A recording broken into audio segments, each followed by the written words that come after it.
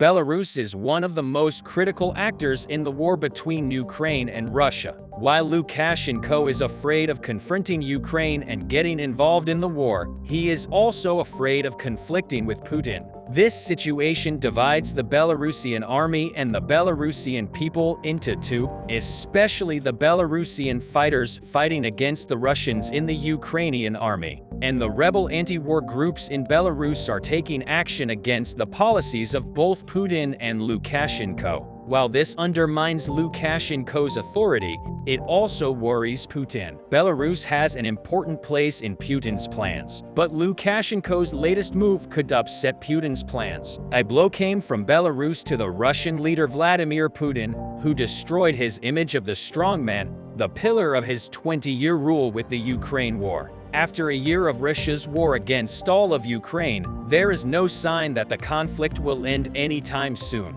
On the contrary, while observers worried about Russia launching a new major attack on Ukraine, the balance was shaken when Vladimir Putin was shot in the back by his closest ally. Lukashenko, who met with Russian President Vladimir Putin at regular intervals, took measures against Russia, against the fact that his people felt the war concerns at the highest level and caused a possible rebellion movement. While the tension in the war is constantly escalating, Belarus decides to close its borders to the Russians in a very critical move against Russia. Belarusian self-proclaimed President Alexander Lukashenko held a meeting on current security issues and measures to protect the state border, citing alleged provocations at the border and infiltration saboteurs. In this direction, temporary border control was started on the Russian border in Belarus. According to information published by Belarusian national news sources and a link to the State Border Committee,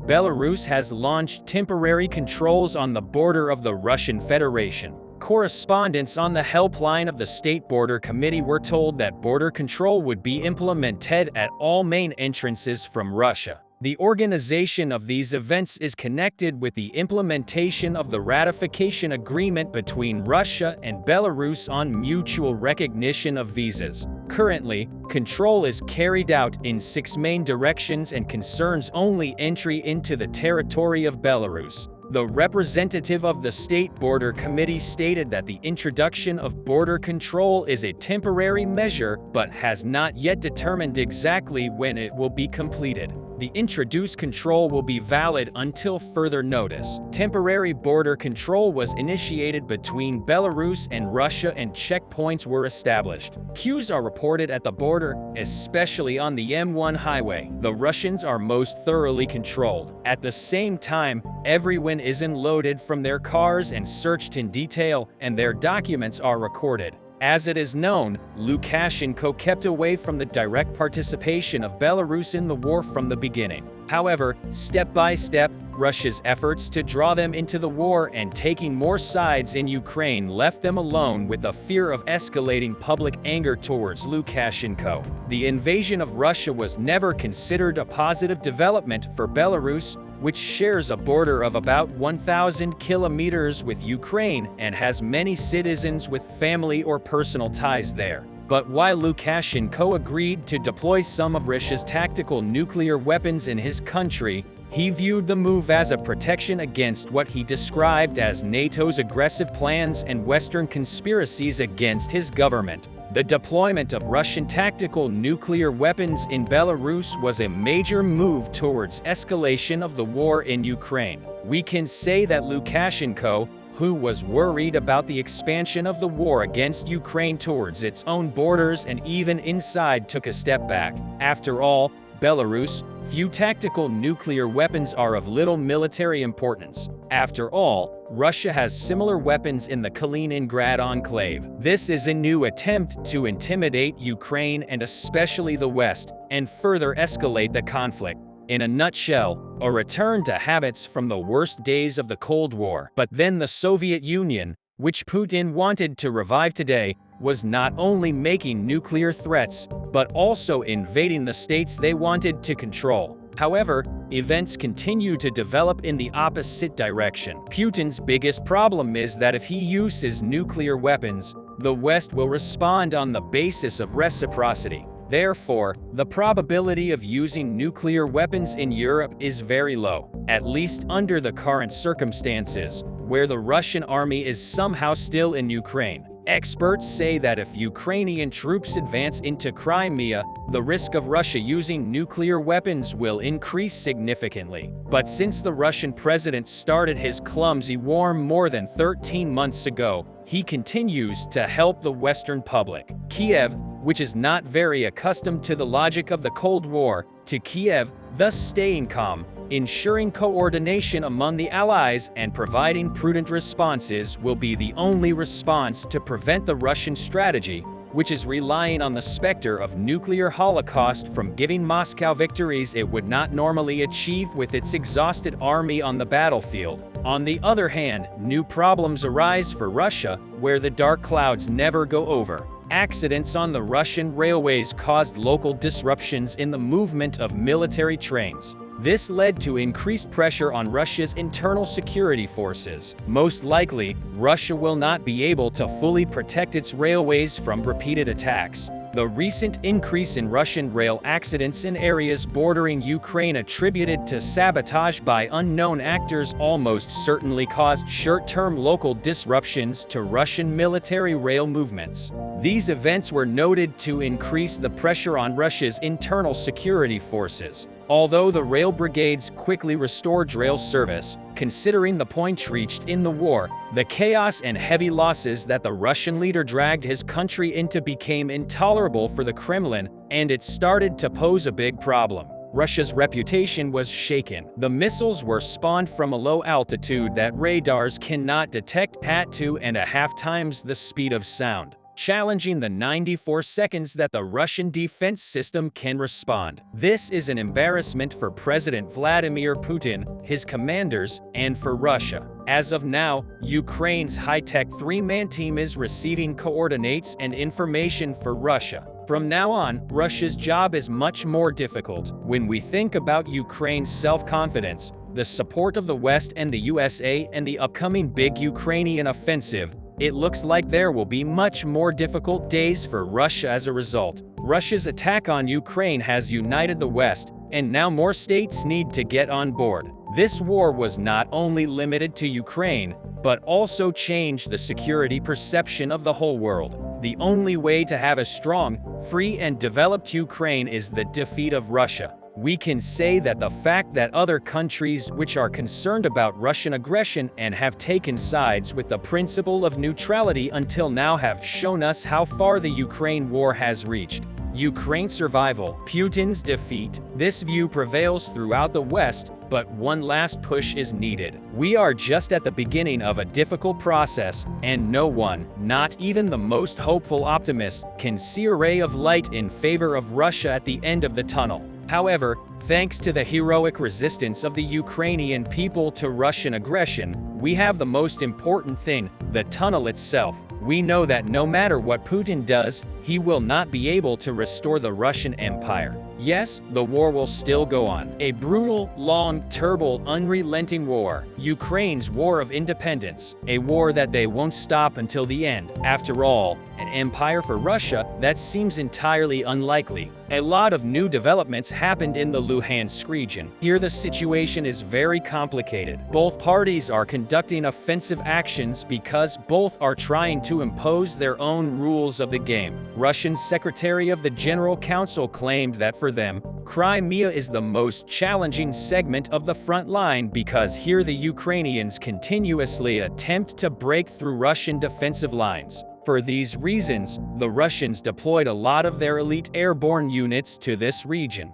And over the last 2 weeks, a lot of geolocated combat videos emerged showing Ukrainian forces engaging Russian airborne forces east of Dybrova. Other footage showed Bars personnel performing a combat mission in the Crimea area where they said that they could not advance because of constant Ukrainian sniper fire. Nonetheless, despite the high intensity of attacks, the Ukrainians still have not reached Crimea. And when the Ukrainian spokesman for the Eastern Group of Forces was put to question, he admitted that the Ukrainian pace of advancement has slowed down below their expectations. In order to make sure that they reach Kreminna, the Ukrainians also have a second attack vector from Nevsky to Chervona Popovka. When the fights finally reached the main Russian defense line, the situation became critical and the Russians doubled down on their attacks. The main Russian vector of advance is from Plashenka to Makiivka. Makiivka is extremely important because it allows the Ukrainian to control this segment of the river where the Ukrainians can cross it very easily.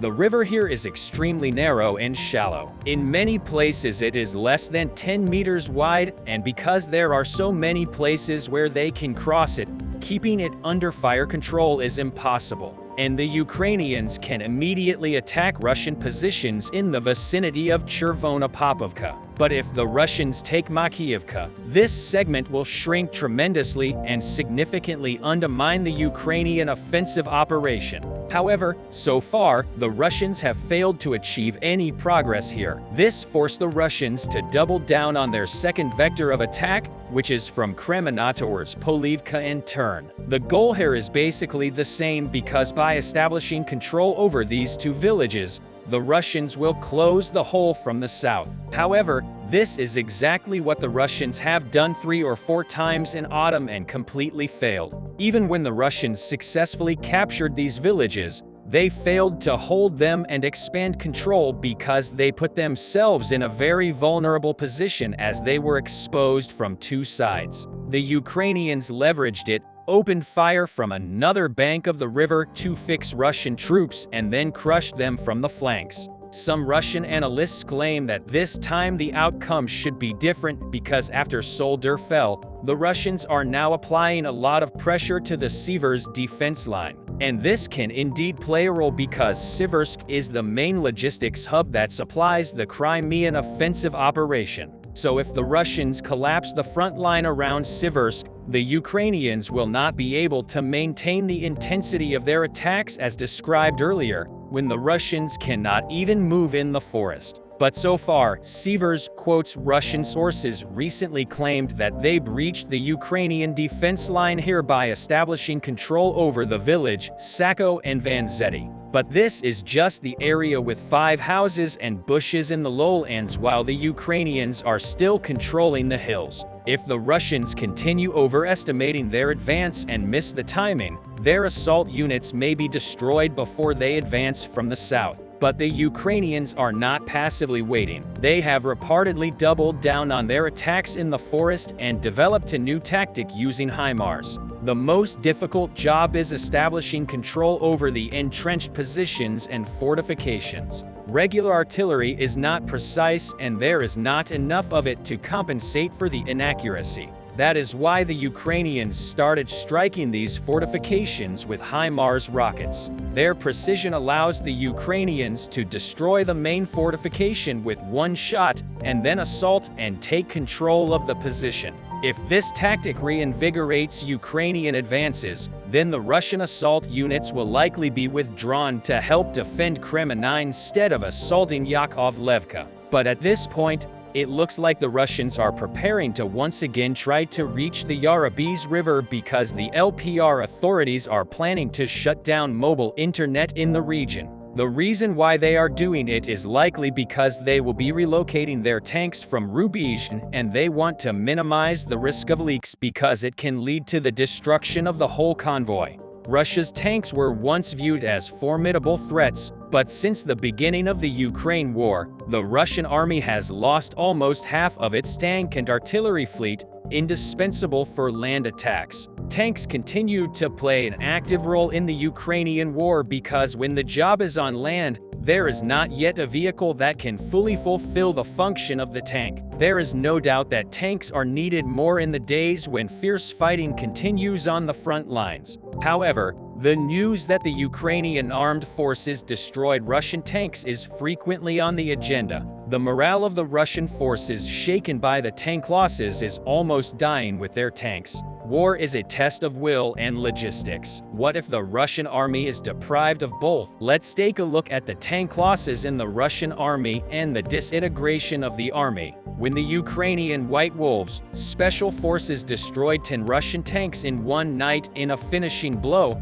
as it is known, violent clashes are taking place in Donetsk Oblast. Moscow repeated the harmful mistakes it made during its attack on Kiev in the early days of the war. Russian commanders sent tanks of tanks directly to Ukrainian ambushes. Also, a serious mistake of the Russian military was its failure to protect its tanks with a combined arms approach, which provides additional support and integrates its armor with other units. The Ukrainian armed forces and special forces attacked to turn this Russian mistake in their favor. The clip released by Special Operations Forces the other day showed that the Russian army lost 10 tanks in one night. So many Russian tanks were destroyed in just one night by the successful attacks of the White Wolves' special forces. The Ukrainian White Wolves ambushed the Russian tank convoy with incredible tactics and strategy. How the Russian convoy was detected remains unclear. The huge Russian tank convoy had already become the prey of Ukrainian wolves on the outskirts of Bakhmut. Without realizing what was going on, it takes great luck not to be hunted by hungry wolves on deserted nights. But luck and wisdom have never been on the side of the Russians. No clear information was shared about which weapons the special forces carried out their attacks. However, considering that missiles are frequently used on the front lines, it is a very strong possibility that this attack will be carried out with missiles. In addition, the published clip shows the military vehicles exploding after being shot from above from a bird's eye view. The news that the White Wolves destroyed 10 Russian tanks in one night will give Vladimir Putin a cold shower effect with much more limited means and ammunition than before. The Kiev army was able to inflict significant damage to some of Russia's elite tank forces. The 1st Guards Tank Army, a prestigious unit, suffered heavy losses many times while fighting against Ukrainian troops. The news of the destruction of 10 Russian tanks came after another video went viral on the internet showing Russia hitting one of the 90 tanks considered among the most advanced equipment of the Russian forces. A short video clip shared on social media this week shows at least 3 Ukrainian soldiers standing around an abandoned Russian -90-meter tank. The clip was shared on Twitter by an account following the war on Ukraine, and the author of the post claims that the footage shows Ukrainian soldiers capturing a destroyed Russian tank in Crimea. Also, the footage shows how some of Russia's most modern tanks are still easily defeated by Ukrainian artillery across Ukraine. Although the video is only a few seconds long, one side of the tank is visibly on fire and the rest of the vehicle appears to have been severely damaged. The destruction of Russia's 90 tanks is significant because it is significantly more capable than most tanks deployed in Ukraine by the Russian army. On the other hand, losing even a single -90-meter tank is a huge problem for Russia. The country's 2 functioning tank factories, Uralvagon-Zavod and Omsk-Transmash,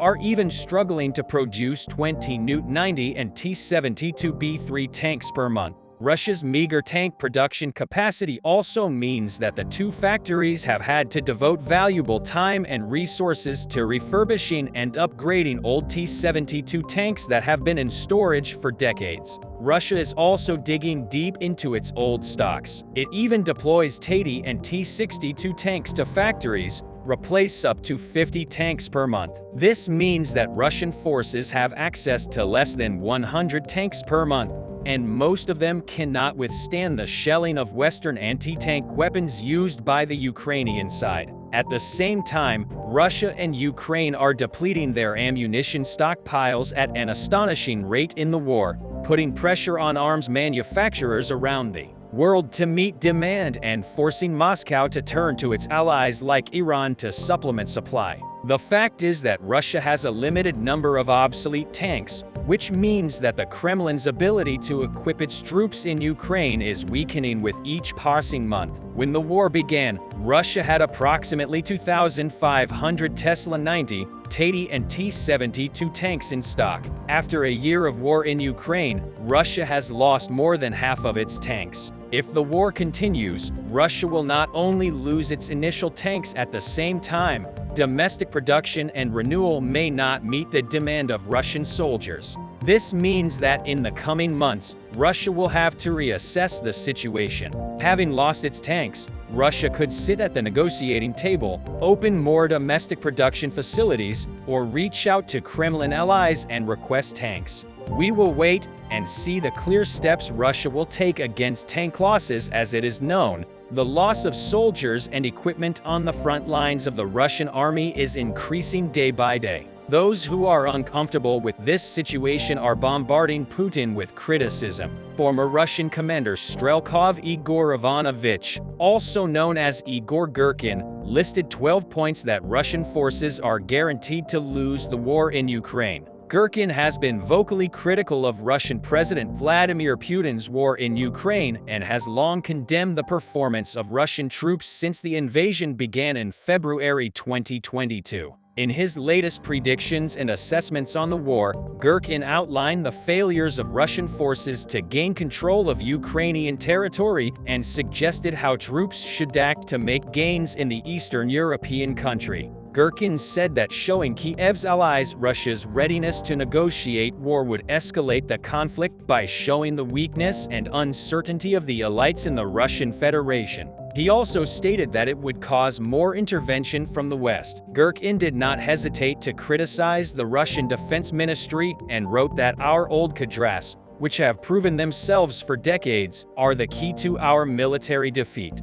Shooting the arrows of criticism one after another, Girkin emphasized that the borders should not be closed. In the declaration of mobilization, he stated that the Russian youth should leave the country easily. In addition, Girkin noted that Russian forces did not have a chance to control parts of Ukraine after an unsuccessful winter. Ben Hodges, a retired U.S. Army officer who served as a commander in the United States Army Europe alongside the Russian commander, also predicted that Russian forces could collapse before the end of the year, succumbing to a war of attrition in Ukraine. Hodges said that assuming the West delivers on time what we promised, Russia is eroding at a rate that could collapse before the end of this year. Russian forces, on the other hand, are experiencing a series of setbacks in Ukraine, including a shortage of fighters and equipment. Meanwhile, Western countries, including the United States, continue to provide military and humanitarian aid to Ukraine.